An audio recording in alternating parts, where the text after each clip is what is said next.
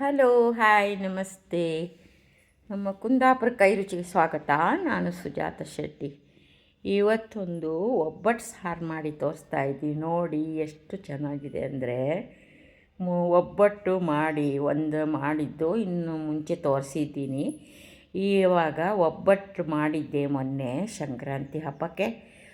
ಆವಾಗ ನಾನು ಒಬ್ಬಟ್ಟು ಸಾರು ಮಾಡಿದ್ದೀನಿ. ಅದನ್ನು ವೀಡಿಯೋ ಇವತ್ತು ಅಪ್ಲೋಡ್ ಮಾಡ್ತಾಯಿದ್ದೀನಿ. ಕೊನೆ ತನಕ ನೋಡಿ, ಎಲ್ಲೂ ಸ್ಕಿಪ್ ಮಾಡಿಬಿಡಿ. ಒಂದು ಬಾಣಲಿಗೆ 1-2 ಚಮಚ ಎಣ್ಣೆ ಹಾಕ್ಕೊಂಡೆ. ಹಾಗೆ ಒಂದು ಈರುಳ್ಳಿ ಕಟ್ ಮಾಡಿ ಹಾಕ್ಕೊಂಡಿದ್ದೀನಿ. ಬೆಳ್ಳುಳ್ಳಿ ಒಂದು 4-8 ಬೆಳ್ಳುಳ್ಳಿ.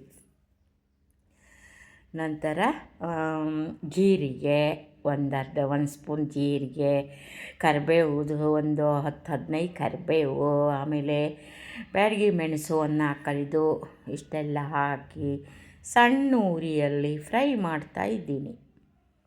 ಅದೇ ಇದು ಫುಲ್ಲು ರೆಡ್ ಆಗೋ ತನಕ, ಗೋಲ್ಡನ್ ಕಲರ್ ಬರೋ ತನಕ ಅದನ್ನು ಫ್ರೈ ಮಾಡಿ ಸೈಡಿಗಿಟ್ಟೆ. ತೆಂಗಿನಕಾಯಿ ತುರು.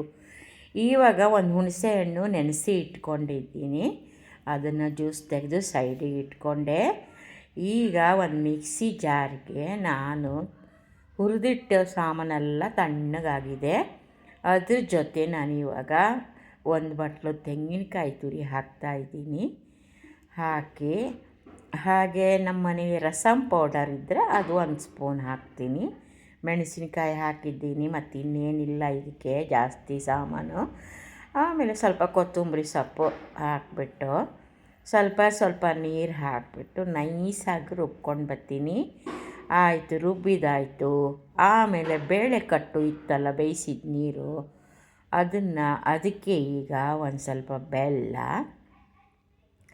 ಬೆಲ್ಲ ಮತ್ತು ಅಚ್ಚ ಖಾರದ ಪುಡಿ ಸ್ವಲ್ಪ, ಆಮೇಲೆ ಉಪ್ಪು, ಆಮೇಲೆ ಇಷ್ಟು ಹಾಕಿಬಿಟ್ಟು ಚೆನ್ನಾಗಿ ಹುಣಸೆಹಣ್ಣಿನ ರಸ ಇಷ್ಟೆಲ್ಲ ಹಾಕಿ ಚೆನ್ನಾಗಿ ಮಿಕ್ಸ್ ಮಾಡ್ತೀವಿ. ದಪ್ಪ ಆದರೆ ಸ್ವಲ್ಪ ನೀರು ಹಾಕ್ಕೊತೀವಿ.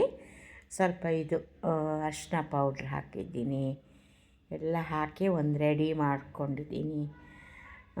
ಅದರಲ್ಲಿ ಹೋಳಿಗೆ ಮಾಡುವಾಗ ಸ್ವಲ್ಪ ಹೂರಣ ಇಟ್ಕೊಂಡಿದ್ದೀನಿ. ಅದನ್ನು ಕೂಡ ಇದ್ರ ಜೊತೆ ಮಿಕ್ಸ್ ಮಾಡ್ತೀನಿ. ಯಾಕಂದರೆ ಸ್ವಲ್ಪ ಗಟ್ಟಿ ಬರುತ್ತೆ ಸಾರು. ಈಗ ಮತ್ತೆ ಒಂಚೂರು ಉಪ್ಪು ಕಮ್ಮಿ ಆದರೆ ಇನ್ನೊಂಚೂರು ಹಾಕ್ತೀನಿ. ಆಯಿತು, ಚೆನ್ನಾಗಿ ಒಂದು ಹದಕ್ಕೆ ಮಾಡ್ಕೊಂಡಿದ್ದೀನಿ. ಇವಾಗ ಒಂದು ಒಗ್ಗರಣೆ ಇಡ್ತೀನಿ. ಒಂದು ಕಡಾಯಿಗೆ 1-2 ಚಮಚ ಎಣ್ಣೆ ಹಾಕಿದ್ದೀನಿ. ಎಣ್ಣೆ ಹಾಕಿಬಿಟ್ಟು ಎಣ್ಣೆ ಬಿಸಿ ಆಗ್ತಾಯಿದೆ. ಸಣ್ಣ ಉರಿ ಇಟ್ಕೊಳ್ಳಿ. ಯಾಕಂದರೆ ಸೀದೋಗುತ್ತೆ. ಸಾಸಿವೆ, ಜೀರಿಗೆ ಪಟ್ಪಟ ಅನ್ನುತ್ತೆ. ಸಾಸಿವೆ, ಜೀರಿಗೆ, ಉದ್ದಿನಬೇಳೆ,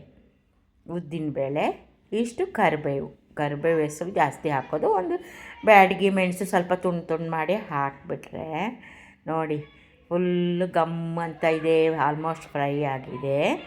ಇವಾಗ ನಾವು ಮಾಡಿ ಇಟ್ಕೊಂಡು ಸಾರನ್ನು ಅದಕ್ಕೆ ಹಾಕಿಬಿಟ್ಟು ಎಲ್ಲ ಚೆನ್ನಾಗಿ ಕುದಿಸ್ಬೇಕು. ಸ್ವಲ್ಪ ಹೊತ್ತು, ಒಂದು 10 ನಿಮಿಷ 15 ನಿಮಿಷ ಆದರೂ ಸಣ್ಣ ಉರಿಯಲ್ಲಿ ಕುದಿಬೇಕು. ಇವಾಗ ನಾನು ರುಬ್ಬಿದ ಮಸಾಲ ಅದನ್ನು ಸಹ ಇದಕ್ಕೆ ಹಾಕಿ ಮಿಕ್ಸ್ ಮಾಡಿಬಿಟ್ಟು ಒಂದು 15 ನಿಮಿಷ ಸಣ್ಣ ಉರಿಯಲ್ಲಿ ಮುಚ್ಚಿ ಇಡ್ತೀನಿ. ಹಾಗೆ ಕುದೀತಾ ಇರುತ್ತೆ.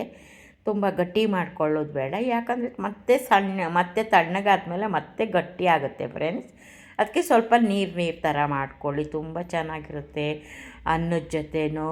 ಮತ್ತು ಅನ್ನದ ಜೊತೆನೇ ಜಾಸ್ತಿ ಚೆನ್ನಾಗಿರೋದು ಒಬ್ಬಟ್ಟು ಸಾರು ಅಂದರೆ. ಇದ್ರೇ ನೋಡಿ ಇಷ್ಟು ದಪ್ಪ ಬಂದಿದೆ.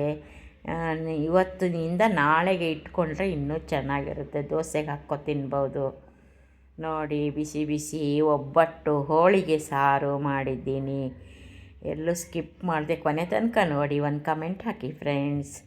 ನೀವು ಮಾಡ್ಬೋದು, ಆದರೆ ನನಗೆ ತುಂಬ ಇಷ್ಟ ಇದು ಬೇಳೆ ಕಟ್ಟು ಸಾರು. ಕಡಲೆಬೇಳೆನೂ ಚೂರು ಹಾಕಿರ್ತೀವಿ ಅಲ್ಲ ಹೋಳಿಗೆಗೆ. ಕಡಲೆಬೇಳೆ, ಉದ್ದಿನಬೇಳೆ ಎಲ್ಲ ಹಾಕಿ ಅದನ್ನ ನೀರು ಸ್ವಲ್ಪ ಇಟ್ಕೊಂಡು, ಆಮೇಲೆ ಅಂದರೆ ಹೂರಣ ಮಾಡ್ತೀವಲ್ಲ ಹೋಳಿಗೆ ಮಾಡೋಕ್ಕೆ, ಅದನ್ನು ಒಂದು ಸ್ವಲ್ಪ ಹಾಕಿದ್ರೆ ಹುಳಿ, ಉಪ್ಪು, ಖಾರ ಎಲ್ಲ ಹಾಕಿದರೆ ತುಂಬ ಚೆನ್ನಾಗಿರುತ್ತೆ. ಇನ್ನೊಂದು ವೀಡಿಯೋದೊಂದಿಗೆ ಮತ್ತೆ ಸಿಗ್ತೀನಿ. ಅಲ್ಲಿ ತನಕ ಕಾಯ್ತಾ ಇರಿ. ಬಾಯ್.